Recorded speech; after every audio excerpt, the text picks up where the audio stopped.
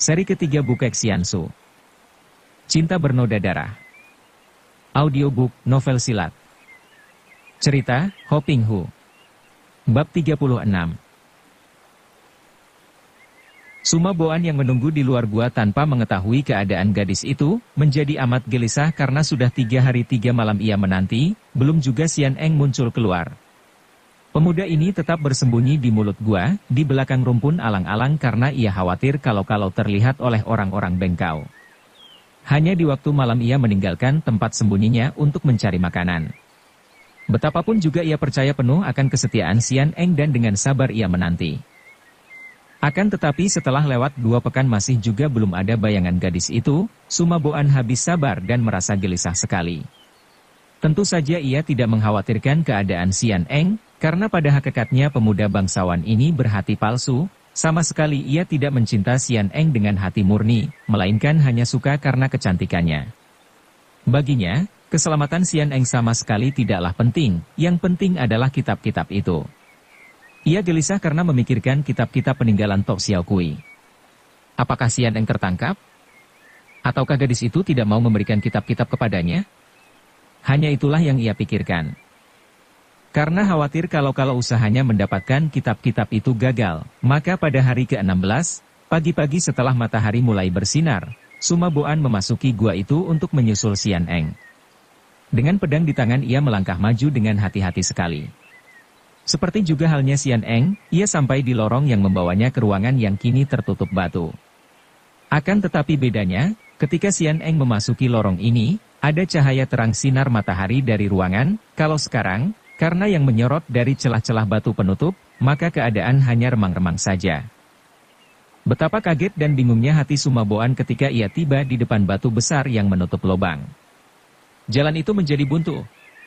Dicobanya untuk mendorong batu itu, namun sia-sia belaka. Ia merayap pada batu itu untuk mengintai dari lubang atau celah-celah antara batu dan dinding karang, akan tetapi hanya melihat lantai batu yang amat terang karena pada saat itu cahaya matahari sudah memasuki sumur itu. Eng Moi. Ia memanggil. Sunyi tiada jawaban, hanya gema suaranya yang terdengar menggereng seperti suara dari alam lain. Xian Eng. Di mana kau? Kembali ia berseru keras. Tetap sunyi. Ah, tentu Xian Eng tidak berada di balik batu ini, pikirnya. Kalau dia sendiri tidak mampu mendorong batu ini, apalagi Xian Eng? Tentu, seperti juga dia sendiri gadis itu tidak dapat menembus jalan buntu ini dan menggunakan jalan lain. Tentu ada jalan simpangan di lorong bawah tanah ini, pikirnya. Suma Boan lalu memutar tubuh dan dengan hati-hati, meraba-raba dinding batu ia kembali dan mencari jalan simpangan. Siapa tahu ada jalan simpangan dan Xian Eng tentu mengambil jalan simpangan itu. Usahanya berhasil. Memang betul terdapat jalan simpangan ini. Tangannya meraba lubang di sebelah kiri dinding dan ternyata di situ terdapat lorong kecil yang hanya dapat ia masuki dengan perlahan karena lebarnya hanya setengah meter saja. Lorong kecil ini seakan-akan tidak ada ujungnya. Suma Boan maju terus sambil memanggil-manggil nama Xian Eng. Akhirnya lorong ini menembus pada sebuah ruangan lebar dan Suma Boan berdiri terpaku saking kaget dan serem.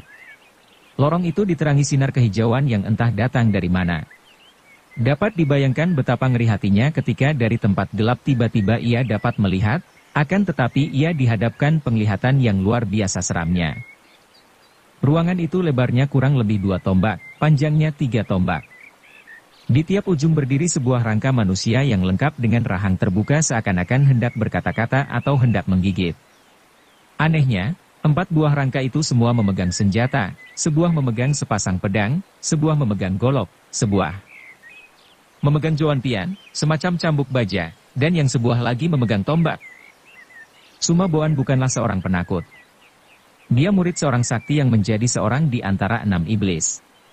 Gurunya Itgan Kaaiong, agaknya lebih menakutkan daripada 4 buah rangka manusia yang memegang senjata ini. Apa yang perlu ditakutkan dari 4 buah rangka yang sudah mati dan tak dapat bergerak lagi? Pula, melihat keadaan ruangan yang aneh dan menyeramkan ini, agaknya disitulah disimpannya kitab-kitab peninggalan Tok Xiao Kui. Oleh karena itu, dengan tabah hati Suma Boan melangkah memasuki ruangan itu dengan pedang di tangan. Akan tetapi, alangkah kagetnya ketika ia tiba di tengah ruangan, tiba-tiba terdengar suara berkerotokan dan 4 buah rangka manusia itu bergerak-gerak menyerangnya dari 4 penjuru. Sumaboan kaget, akan tetapi ia tidak merasa takut, cepat ia memutar pedang menangkis. Ia memandang rendah. Apalagi hanya 4 buah rangka mati yang entah bagaimana sekarang dapat bergerak menyerangnya. Sedangkan manusia-manusia hidup saja kalau hanya baru 4 orang mengeroyoknya, ia tidak akan takut. Dipikirnya bahwa sekali memutar pedang menangkis, tentu ia akan dapat membabat putus senjata-senjata dan tulang-tulang lengan mereka. Terkejutlah Sumaboan ketika melihat betapa gerakan serangan mereka itu hebat dan aneh sekali. Senjata mereka tidak bergerak biasa, melainkan dengan gerakan tergetar, ada yang menyerong dan ada yang berbentuk lingkaran yang sukar sekali diduga kemana titik yang akan diserang. Inilah gerakan-gerakan dari jurus ilmu silat yang amat tinggi dan aneh. Ia berusaha menyelamatkan diri dan berhasil menangkis sepasang pedang dan golok sekaligus. Akan tetapi ia tak dapat mencegah serampangan gagang tombak pada kakinya dan cambukan pada punggungnya. Sumaboan merasa punggung dan kakinya sakit sekali dan tak dapat tertahankan lagi, ia terguling roboh di atas lantai. Kiranya 4 buah rangka itu hanya 1 kali saja menyerang karena kini secara otomatis mereka bergerak mundur dan berdiri mati di tempat masing-masing, yaitu di sudut-sudut ruangan itu. Kemudian terdengar bunyi mendesis-desis dan muncullah 3 ekor ular dari sebelah depan, 3 ekor ular kelaparan yang langsung merayap menghampiri Sumaboan. Sebagai seorang tokoh yang sudah banyak pengalaman, sekali melihat saja tahulah Sumaboan bahwa ular-ular itu adalah ular-ular kepala putih yang amat berbisa, yang gigitannya sekali saja dapat mendatangkan maut. Dan ia dapat memperhitungkan pula bahwa rangka-rangka itu digerakkan oleh alat rahasia yang agaknya akan menggerakkan rangka-rangka itu kalau ia menginjak lantai ruangan, maka jalan satu-satunya untuk dapat keluar dari ruangan ini hanya dengan jalan merangkak perlahan-lahan. Akan tetapi kalau hal ini ia lakukan, ia akan terlambat karena ular-ular itu akan menyerangnya. Punggungnya masih terasa sakit yang membuat gerakannya kurang cepat dan kalau ia menggunakan pedangnya melawan ular-ular itu, keselamatannya belum tentu terjamin. Pemuda bangsawan yang cerdik ini tanpa ragu-ragu lagi lalu menggunakan pedangnya, merobek dan memotong sebagian daging betis kirinya. Karena pedangnya amat tajam dan gerakan tangannya amat kuat, hampir tidak terasa nyeri ketika ia memotong betisnya. Gumpalan daging betisnya ia lemparkan ke tengah-tengah ular dan seketika ular-ular itu saling terjang untuk memperebutkan daging berdarah yang segar itu. Sumaboan mempergunakan kesempatan ini untuk merangkak, pergi dan begitu ia tiba di lorong, lalu ia menggerakkan kedua kakinya berdiri dan lari dari tempat itu.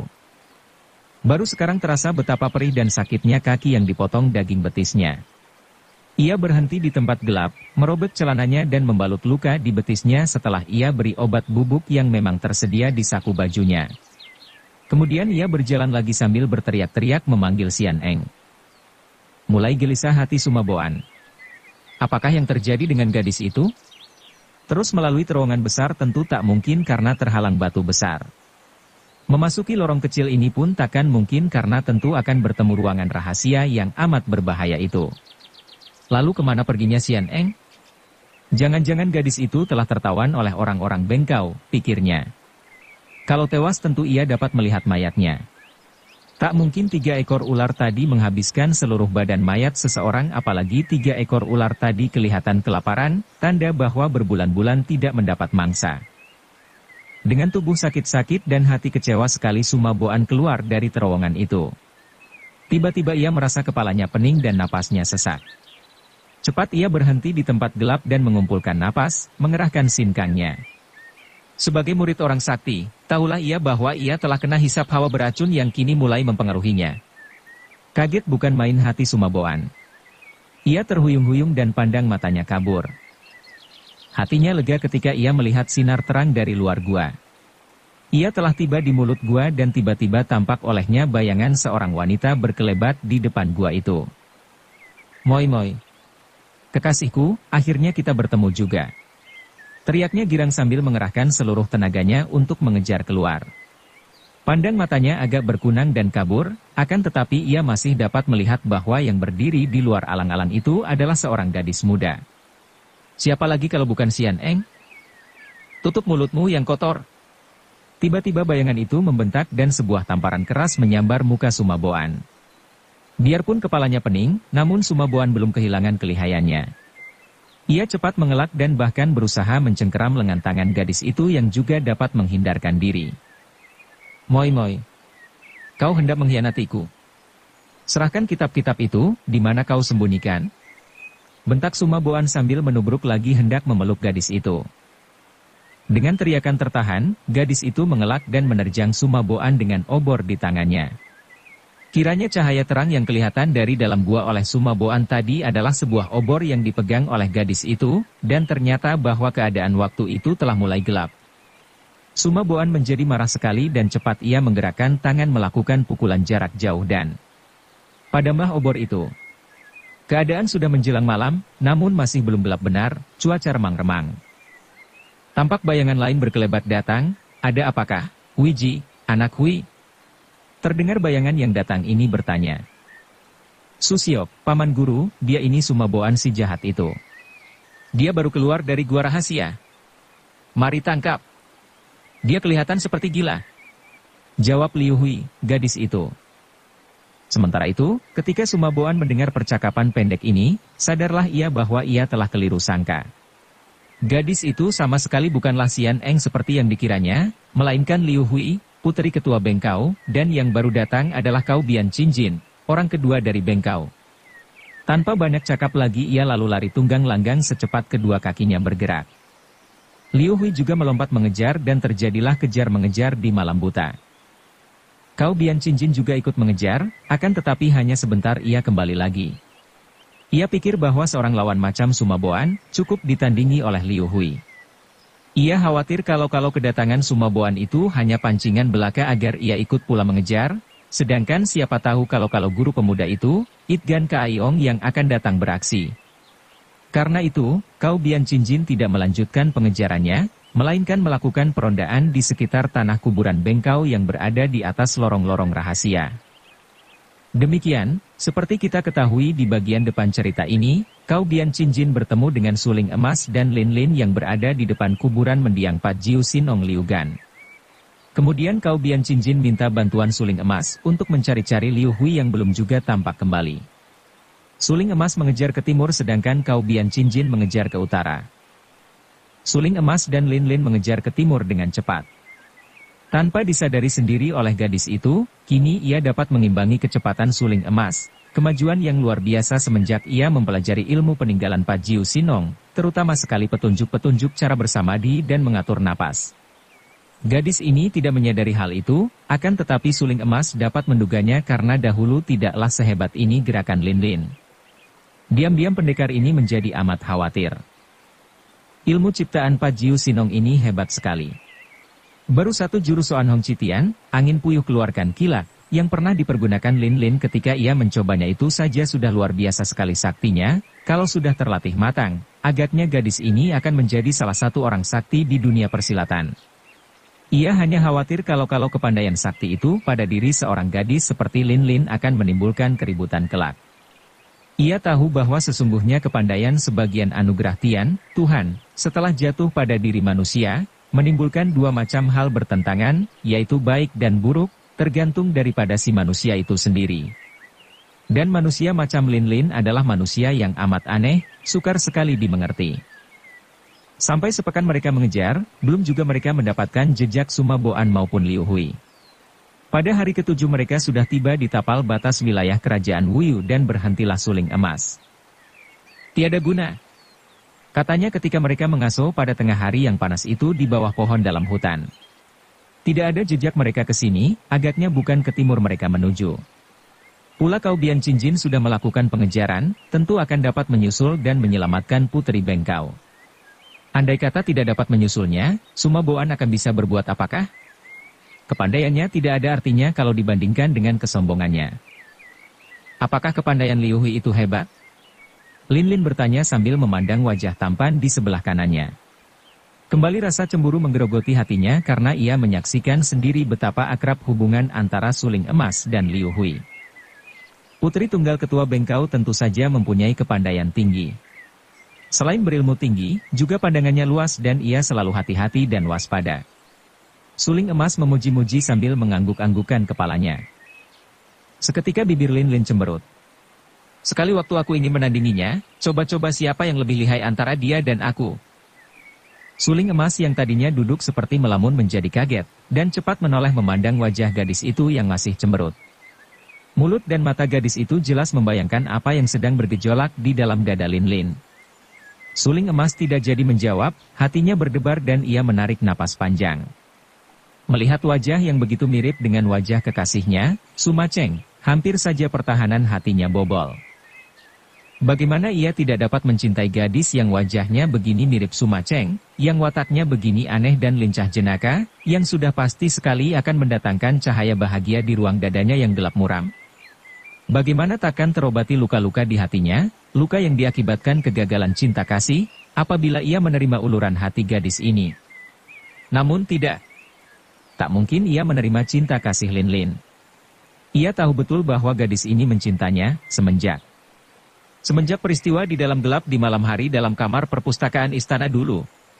Semenjak ia memeluk dan mencium gadis itu tanpa disengaja karena mengira Linlin adalah Suma Cheng kekasihnya.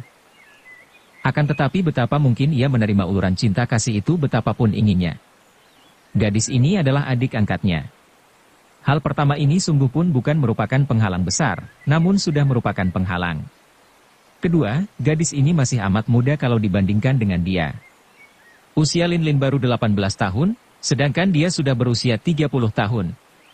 Tidak, ia harus tahu diri. Mengapa kau diam saja? Bagaimana pendapatmu? Tiba-tiba Linlin menepuk lengan suling emas yang menjadi kaget dan sadar daripada lamunannya. Apa? Pendapat apa? Tanyanya, tersenyum. Aku bilang tadi, ingin ku menandingi Liu Hui untuk menguji kepandaiannya. Ada-ada saja kau ini. Tidak ada alasan sedikit pun juga bagimu untuk mencari perkara dengan Putri Bengkau Chu, ketua Bengkau. Siapa bilang tidak ada? Sepasang mata yang jeli dan indah itu bersinar-sinar. Banyak sekali alasannya. Apakah kesalahannya? Apa alasannya? Suling emas membantah, mengerutkan kening. Banyak, terutama sekali karena aku tidak mau kalah olehnya. Suling emas melongo. Dia seorang jagoan yang sudah banyak makan asam garam dunia Kang Ou, sudah banyak mengenal watak-watak orang aneh seperti iblis-iblis Tian Te Liokoai. Akan tetapi sesungguhnya belum banyak pengalamannya dengan wanita, karena semenjak hatinya terluka oleh Suma Cheng yang dipaksa bercerai daripadanya dan menikah dengan orang lain, seakan-akan merupakan pantangan bagi suling emas untuk mendekati wanita. Karena itu, ia sama sekali tidak mengenal watak-watak wanita dan tidak dapat menyelami lubuk hati Linlin. Akan tetapi melihat pandang mata yang begitu menantang dari gadis ini, pandang mata yang mengandung sinar kemesraan seperti kalau sepasang mata Suma Cheng memandangnya, suling emas segera menundukkan muka. Sudahlah, katanya kemudian setelah menarik napas panjang untuk menenangkan hatinya yang berdebar tidak karuan, mari kita bicarakan urusan lain yang lebih penting. Lin Moi, kurasa di sini kita harus berpisah. Kulihat kau tidak rela menjadi murid Pak Jiu Sinong, hal ini pun tak dapat kupaksa. Akan tetapi pesanku, kau tidak boleh mempergunakan jurus-jurus ilmu yang kau dapatkan dari dalam tongkat Bengkau, karena kalau hal itu diketahui tokoh-tokoh Bengkau, kau pasti akan dimusuhi, dianggap sebagai pencuri ilmu peninggalan pendiri Bengkau. Akan tetapi Linlin sama sekali tidak memperhatikan atau pedulikan kalimat terakhir. Matanya terbelalak dan wajahnya berubah, karena kata-kata berpisah. Itulah yang menggores hatinya. Berpisah? Ia tergagap. Kenapa? Suling emas tersenyum duka. Kembali sikap gadis yang sewajarnya ini jelas menunjukkan bahwa Linlin tidak ingin berpisah daripadanya. Sama dengan Suma Cheng. Hanya bedanya, kalau Suma Cheng bersikap lemah dan menerima keadaan, sebaliknya gadis ini bersikap keras. Agaknya takkan mau berpisah kalau tidak ia sendiri yang menghendaki. Tentu saja kita harus berpisah, karena jalan kita memang tidak sama. Kau kembalilah ke Chinlingsan menyusul kakakmu Busin. Biarkan aku sendiri mencari Xian Eng. Setelah dapat bertemu, tentu dia pun akan kusuruh menyusul ke Chinlingsan. Aku ikut. Aku juga hendak mencari Enci Xian Eng sampai dapat. Kita mencari bersama, bukankah lebih baik? Aku tidak akan menyusahkanmu, biarlah aku mencari makan minumku sendiri. Mau tak mau suling emas tertawa. Benar-benar gadis ini kadang-kadang mempunyai pendapat dan jalan pikiran seperti kanak-kanak. Bukan begitu, Lin Lin. Banyak sekali urusan besar harus kuhadapi. Bahkan pertandingan puncak antara Tian Te Liok Koai di Taisan sudah dekat waktunya, aku pun harus hadir di sana. Selain itu, kau melihat sendiri bahwa banyak orang Kang Ou memusuhi aku. Setiap langkahku terancam bahaya. Aku tidak takut. Kalau mereka mengganggumu, aku akan hajar mereka. Apa kau kira aku ini seorang manusia yang tiada gunanya? Aku akan membantumu, juga di Taisan. Wah, kau mau menandingi iblis-iblis seperti Hek Jamlo dan ITGAN Kai Ong. Aku tidak takut terhadap mereka. Aku akan memperdalam ilmu yang baru kudapatkan. Baru saja ku pesan supaya kau tidak menggunakan ilmu peninggalan. Kan mereka bukan orang bengkau? Takut apa menggunakan ilmu peninggalan Pajiu Sin Ong? Malah kalau aku dapat mengalahkan mereka dengan ilmu ini, bukankah berarti aku mengangkat nama bengkau dan terutama nama pencipta ilmu ini? Roh Pajiu Sin Ong tentu akan tertawa melihat betapa ilmunya di tangan seorang gadis seperti aku dapat mengalahkan iblis-iblis jahat. Suling Emas merasa kalah berdebat. Tak baik jadinya kalau ikut denganku, Lin Lin. Tidak bisa, kita harus berpisah. Atau, kau boleh menanti di Nancao, mari kuantar sampai di Nancao. Kau tinggal dulu di sana, menanti sampai aku dapat menemukan Sian Eng, baru kau dan encimu pulang bersama. Tidak. Sekali lagi Ti. Tiba-tiba tangan Suling Emas bergerak dan tahu-tahu mulut Lin Lin sudah didekapnya dengan telapak tangannya. Lin Lin memandang dengan mata terbelalak kaget dan heran, akan tetapi baru ia mengerti ketika Suling Emas menaruh telunjuknya di depan mulut dan memberi isyarat agar gadis itu tidak mengeluarkan suara. Kini baru Lin Lin melihat bahwa jauh dari depan tampak bayangan manusia berkelebat cepat sekali dan sebentar saja sudah lewat. Sukar dilihat siapa orang itu, hanya jelas tampak pakaiannya, pakaian wanita, juga bentuk tubuhnya ramping. Akan tetapi mukanya tidak tampak karena ketika lari menghadapkan muka ke sebelah sana. Yang mengagumkan adalah kecepatan larinya, seakan-akan kedua kakinya tidak menginjak tanah. Seperti Enci Sian Eng. Bisik Lin Lin terheran-heran. Memang bentuk tubuh wanita itu seperti Sian Eng, akan tetapi pakaiannya bukan pakaian seorang ahli silat yang serba ringkas melainkan pakaian seorang wanita dusun atau petani yang sederhana. Juga wanita itu rambutnya panjang terurai, sungguh pun tidak sepanjang rambut Siang Mou sini, namun terurai sampai ke lutut belakang. Bukan, mari kita ikuti dia, mencurigakan sekali. Kata Suling Emas yang sudah melompat dan mengejar. Lin Lin terpaksa mengejar juga. Dengan sekuat tenaga Lin Lin mengerahkan ginkang dan berusaha lari mengimbangi kecepatan Suling Emas. Akan tetapi kali ini ia tertinggal, karena Suling Emas betul-betul berlari cepat kini. Baru ia tahu bahwa kepandaiannya dalam berlari cepat masih kalah sedikitnya 2 tingkat oleh pendekar yang dikasihinya itu. Sesungguhnya tidak demikian. Hanya karena belum matang dalam latihan ilmunya yang baru, maka Lin Lin masih kalah jauh. Namun sudah banyak maju kalau dibandingkan dengan sebelum ia mendapatkan ilmu itu. Tiba-tiba Suling Emas berhenti ketika melihat Lin Lin tertinggal jauh. Ketika gadis itu sudah datang dekat, ia berkata, "Hebat ilmu lari cepat orang itu. Lin Moi, kau pegang tanganku." Tak usah menanti diperintah 2 kali, Lin Lin menyambar tangan kiri Suling Emas. Kalau boleh ia tak ingin melepas tangan itu untuk selamanya. Akan tetapi tak sempat ia bermimpi muluk karena segera tubuhnya tersentak keras ke depan dan di lain saat ia terpaksa harus mengerahkan ginkangnya lagi karena Suling Emas sudah membawanya lari seperti terbang cepatnya. Namun, bayangan wanita di depan itu tetap tak dapat tersusul. Hal ini saja membuktikan betapa ilmu lari cepat wanita di depan itu betul-betul sudah mencapai tingkat yang luar biasa. Lin Lin merasa kagum sekali dan ia pun ingin segera melihat siapa sebenarnya wanita itu. Wanita di depan itu lari menuju ke timur. Setelah tiba di daerah pegunungan yang tandus dan sunyi, mulailah ia mengurangi kecepatannya dan akhirnya ia hanya berjalan kaki. Suling Emas mengajak Lin Lin terus mengikutinya dari belakang. Kenapa tidak susul dia? Aku ingin sekali melihat mukanya, ingin melihat siapa dia. Bisik Lin Lin. Hus, apa perlunya? Aku merasa curiga. Ilmu larinya bukan main, tentu dia seorang sakti. Aku ingin tahu dia hendak kemana dan hendak berbuat apa. Serasa sudah mengenal orang itu, akan tetapi lupa lagi. Kata suling emas. Akan tetapi wanita itu benar-benar kuat sekali. Tak pernah ia berhenti berjalan sampai senja berganti malam. Lin Lin sudah merasa lelah sekali. Aku tidak kuat lagi berjalan. Ia mengeluh. Kakiku serasa hendak copot sambungan tulangnya. Mau apa sih mengikuti orang gila? Suling emas, aku mogok, tidak kuat lagi. Lin Lin tiba-tiba menjatuhkan diri duduk di atas tanah. Mari ku pondong. Suling emas yang betul-betul tertarik oleh wanita di depan itu yang luar biasa ilmu lari cepatnya, tanpa ragu-ragu membungkuk dan memondong tubuh Lin Lin. Gadis ini segera merangkul lehernya dan merebahkan kepala di atas pundaknya dengan hati penuh bahagia dan manja. Suling emas hanya menghela napas dan melanjutkan perjalanan mengikuti wanita itu. Ia benar-benar merasa kasihan kepada Lin Lin, gadis aneh yang kadang-kadang menyebut kanda. Ada kalanya menyebut suling emas. Begitu saja kepadanya. Gadis yang bukan sedarah daging dengannya, lain ayah ibu, gadis berdarah bangsawan, putri bangsa Hitan yang gagah perkasa.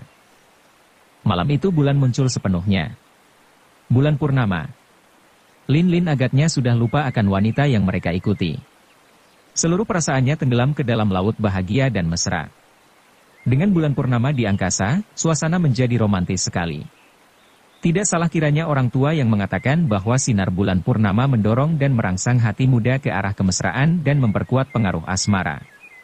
Lin Lin masih merangkul leher suling emas, kepalanya rebah miring di atas pundak pendekar itu dan matanya ketap-ketip menatap wajah yang mencuri hatinya itu penuh cinta kasih. Sudah lebih 3 jam suling emas memondongnya. Sudah banyak berkurang kelelahan Lin Lin, namun gadis itu tidak sadar akan hal ini. Dirasanya baru sebentar ia dipondong. Koko. Bisiknya di dekat telinga suling emas. Hem. Suling emas menjawab acuh tak acuh karena perhatiannya tertuju ke depan. Wanita itu mendaki sebuah bukit kecil di mana terdapat tanah kuburan yang penuh dengan gundukan-gundukan tanah dan batu nisan.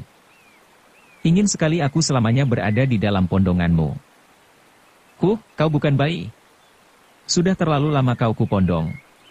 Turun. Suling emas menurunkan Lin Lin dan baiknya sinar bulan berwarna kemerahan sehingga menyembunyikan muka pendekar ini yang menjadi merah sekali. Hus. Lihat itu. Suling emas menuding ke depan. Teringatlah Lin Lin akan wanita yang tadi sudah ia lupakan sama sekali. Di dalam pondongan suling emas di malam penuh sinar bulan tadi, ia sudah lupa segala, yang teringat hanya dia dan suling emas. Dunia ini hanya ada mereka berdua, ada urusan cinta kasih mereka, yang lain-lain tidak ada lagi. Sekarang ia teringat dan cepat memandang. Kagetlah hati Lin Lin ketika mendapat kenyataan bahwa mereka telah berada di daerah kuburan, bahkan suling emas dan dia sudah mengintai dari balik sebuah batu nisan, di bawah sebatang pohon kecil. Wanita itu dengan lenggang yang menunjukkan bahwa dia seorang yang masih muda dan berperawakan bagus sekali, berjalan menghampiri sebuah makam, lalu menjatuhkan diri berlutut memeluk batu nisan sambil menangis tersedu-sedu. Ayah yang baik. Ampunilah anakmu. Ratap tangis wanita itu. Sejenak Lin Lin tercengang, kemudian tak terasa lagi air matanya jatuh berderai di atas kedua pipinya. Teringatlah ia akan dirinya sendiri yang sudah yatim piatu, tiada ayah bunda lagi, bahkan dibandingkan dengan wanita di sana itu, dia lebih sengsara. Setidaknya wanita itu dapat menangisi kuburan ayahnya, sedangkan dia, di mana kuburan ayah bundanya saja tidak tahu. Timbul rasa simpati dan kasihan kepada wanita yang berlutut dan tersedu-sedu itu, merasa senasib dan ingin ia mendekati dan menghiburnya. Perasaan ini menggerakkan kakinya dan Lin Lin sudah bangkit berdiri hendak melangkah maju. Akan tetapi tiba-tiba suling emas memegang lengannya dan menahannya. Pendekar ini memberi isyarat dengan telunjuk di depan mulut. Lin Lin sadar bahwa mereka sedang mengintai, maka ia membatalkan niatnya dan menghapus air mata dari pipi, lalu mengintai dan mendengarkan. Ayah. Ampunkan aku, ayah. Anakmu telah gagal membalaskan dendam untukmu. Dia terlalu sakti, bukan lawanku. Banyak tokoh Kangou bersamaku mengeroyoknya, tanpa hasil. Ayah. Tak mungkin aku dapat membalaskan sakit hatimu, tak mungkin aku dapat mengalahkan dia, pula. Ampunkan aku, ayah. Anakmu ini. Yang hina dina. tidak akan tega membunuhnya. Mungkin dapat aku memperdalam ilmu untuk mengalahkannya, akan tetapi aku cinta padanya. Aku mencinta suling emas putra musuh besarmu. Kembali gadis itu terseduh menangis, kemudian tiba-tiba bangkit berdiri mengembangkan kedua lengannya berdongak memandang bulan purnama dan bersumpah. Ayah, semoga rohmu mendengarkan sumpahku, disaksikan oleh Dewa Bulan. Biarpun aku tidak akan dapat membunuh suling emas, namun aku bersumpah untuk membunuh semua istrinya kalau dia beristri, dan semua anaknya kalau dia mempunyai anak. Sampai pucat wajah suling emas ketika ia mengenal suara dan wanita ini yang bukan lain adalah Bu Eng Sin Kiam Tan Lian, putri tunggal almarhum Hui Kiam Eng Tan Hui yang tewas di tangan ibunya.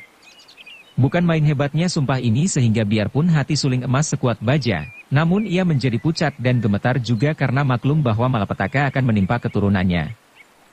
Sementara itu, Lin Lin tadinya juga pucat sekali mendengar ini, akan tetapi timbul kemarahannya mendengar pengakuan wanita itu yang mencinta suling emas dan bersumpah untuk membunuh anak dan istri kekasihnya ini, membuat ia tak kuat menahan lagi. Dengan seruan yang merupakan lengking tinggi, hasil yang tak disadarinya daripada ilmunya yang baru, ia telah melompat ke depan dan selagi wanita itu membalikkan tubuh dengan kaget dan heran, Lin Lin secara otomatis sudah melancarkan serangan berdasarkan ilmunya yang baru. Kedua kepalan tangannya yang kecil halus saling bertumbukan, namun tepat menghantam tubuh wanita itu secara berbareng. Wanita itu menjerit dan terpental ke belakang, menabrak batu nisan ayahnya yang menjadi pecah seketika. Lin Lin sendiri berdiri terbelalak keheranan karena tidak mengira bahwa pukulannya akan sehebat ini, apalagi kalau diingat betapa wanita ini memiliki kesaktian, terbukti dari ilmu larinya yang luar biasa. Lin Moi, jangan! Suling emas berseru namun terlambat. Andai kata suling emas tidak demikian terpengaruh oleh sumpah Tan Lian, agaknya pendekar sakti ini tadi masih sempat mencegah. Ia kini berkelebat dan tahu-tahu sudah membungkuk dan berlutut di depan tubuh Tan Lian yang rebah dengan mata meram dan muka pucat, mulut mengalirkan darah. Cepat suling emas memeriksa dan ia mengeluarkan seruan kaget.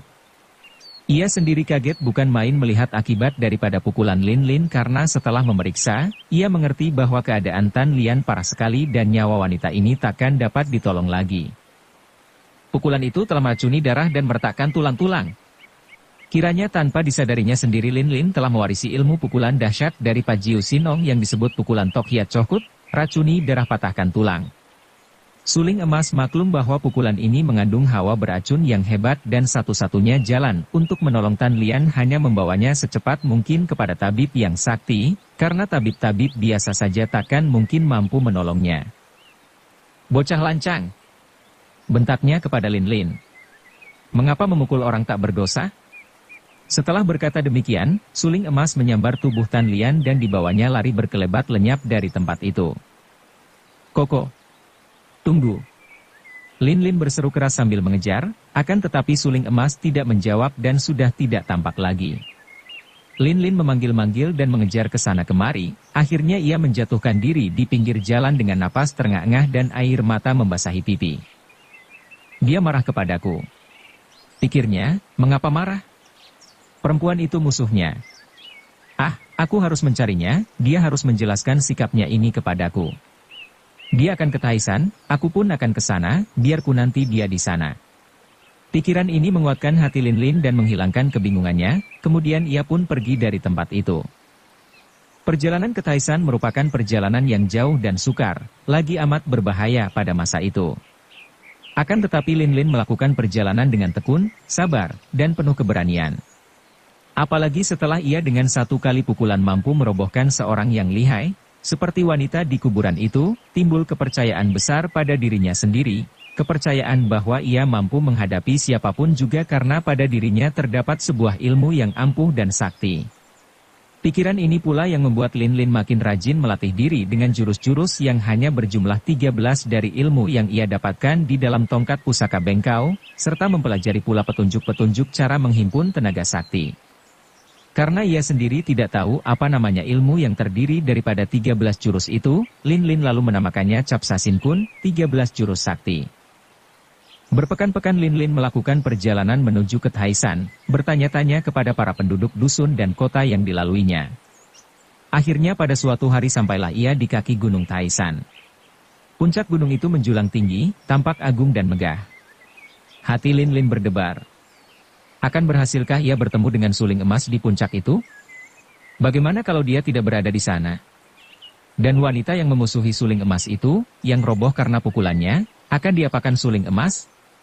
Hatinya tidak enak dan cemburunya makin besar ketika ia teringat betapa wanita itu ternyata masih muda dan cantik jelita. Serasa terbakar isi dadanya kalau ia teringat betapa wanita itu dipondong oleh suling emas dan entah untuk berapa lamanya. Dan masih marah hatinya kalau ia mengenangkan bentakan suling emas yang marah-marah kepadanya memakinya sebagai bocah lancang. Dia lancang? Memukul seorang wanita yang memusuhi suling emas tapi juga mengaku cinta, lancangkah itu? Ah, suling emas, aku cinta kepadamu. Demi cintaku maka aku memukul dia yang tidak kukenal. Ia menghela napas dan duduk di pinggir jalan, menghapus keringatnya dengan sapu tangan. Hari itu ia telah melakukan perjalanan amat jauh dan enak rasanya menyandarkan tubuh pada batang pohon yang tua dan hampir mati, duduk di atas rumput hijau yang empuk dan ditiupi angin sejuk pada sore hari itu. Tiba-tiba perhatiannya tertarik oleh suara derap kaki kuda. Jalan mulai sukar di bagian itu, maka penunggang kuda itu pun menahan kudanya dan maju perlahan-lahan melalui tanah yang tidak rata. Penunggangnya seorang laki-laki yang bertubuh tegap, memakai caping lebar seperti caping petani, akan tetapi dari balik pundaknya tampak gagang pedang.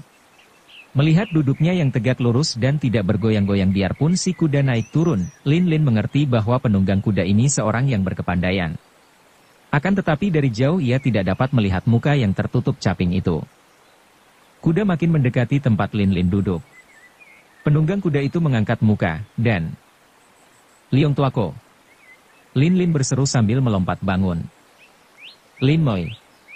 Penunggang kuda itu, Lai Bok Liong, melompat dari atas punggung kudanya, lari menghampiri Lin Lin dan serta-merta memeluknya dan mendekap kepala gadis itu pada dadanya. Begitu besar kegirangan hati Bok Liong sehingga ia lupa diri seperti itu.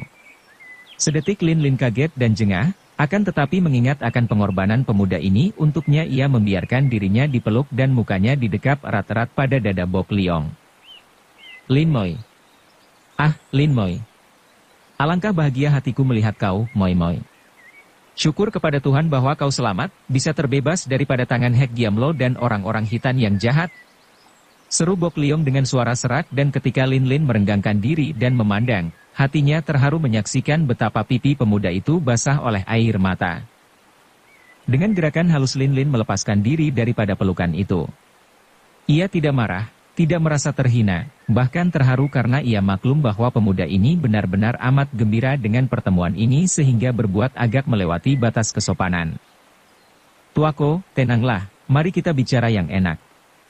Aku pun girang sekali melihat kau selamat. Tadinya aku sudah khawatir sekali, mengira kau tentu tewas oleh kenekatanmu melawan Hek Giamlo dan orang-orangnya." Lin Lin menarik tangan pemuda itu, diajak duduk di atas rumput. Sambil berbuat demikian, Lin Lin menoleh ke sana kemari, khawatir kalau ada orang melihat dia tadi dipeluk-peluk pemuda ini. Akan tetapi tempat itu amat sunyi, tidak ada orang lain, bahkan tidak tampak makhluk lain kecuali kuda Bok Liong yang kini dengan enaknya makan rumput dengan peluh membasahi tubuh, tanda bahwa kuda itu pun baru saja melakukan perjalanan jauh. Bok Liong tertawa, menghapus air matanya. "Ah, maafkan aku, saking girangku sampai tak tahan mengeluarkan air mata seperti bocah cengeng," katanya. "Bukan begitu, Tuako. Kau terlalu baik hati.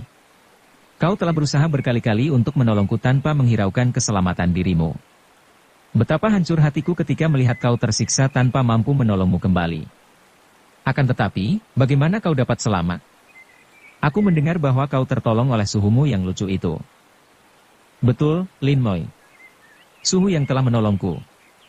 Beliau merawatku sampai sembuh dan aku diminta tinggal bersama Suhu untuk memperdalam ilmu. Dan kau sendiri, yang sudah membuat aku putus asa, yang membuat aku hari ini tergesa-gesa hendak menemui Hek Giamlo dan mengadu nyawa kalau tidak mau membebaskanmu, bagaimana kau dapat bebas dan tahu-tahu berada di sini? Aku ditolong oleh Kim Lun Seng Jin." Dengan singkat Lin Lin menceritakan pengalamannya dan tentu saja ia tidak menceritakan penemuannya tentang ilmu di dalam tongkat bengkau, juga ia tidak mau menyebut-nyebut nama suling emas. Tapi mengapa kau bisa berada di kaki gunung Kaisan ini, Lin Moi? Bok Liong meraba tangan Lin Lin terus digenggamnya. Tempat ini berbahaya sekali. Tiante Liokoai yang tinggal 5 orang, He Giamlo, Siang Mou Sini, Itgan Kaiong, Toat Beng Koai Jin dan Toksim Lotong, akan bertemu dan mengadu kepandaian di puncak gunung ini. Kalau sampai bertemu dengan seorang di antara mereka, hal itu amat berbahaya karena mereka adalah orang-orang yang sudah bukan manusia lagi, jahat seperti iblis. Lin Lin tersenyum dan senyum ini menyambar dan menancap di ulu hati Bok Liong, melebihi pedang runcingnya. Tuako, justru kedatanganku ini hendak menonton pertandingan mereka. Tentu ramai sekali. Bok Liong melongo dan menggaruk-garuk rambutnya dengan 10 jari tangannya. Nonton? Moi Moi, kau terlalu meremehkan mereka. Ketahuilah, kejahatan mereka sudah tersohor di kolong langit. Kadang-kadang mereka menyiksa dan membunuh orang secara begitu saja, secara sembarangan. Dalam gembira bisa saja mereka membunuh orang, apalagi dalam marah atau duka. Pendeknya, sedikit persoalan saja cukup untuk mereka jadikan alasan menurunkan tangan iblis. Bahkan mereka berlomba agaknya untuk dapat disebut orang yang paling jahat. Karena sebutan ini bagi Tiante Liokoai merupakan sebutan kehormatan, yaitu orang jahat nomor 1 di dunia. Moi Moi, mari kita pergi cepat-cepat dari tempat terkutuk ini. Kembali Bok Liong memegang tangan gadis itu erat-erat. Bersambung ke bab 37. Dukung kami dengan subscribe, follow, like, komen dan share. Terima kasih.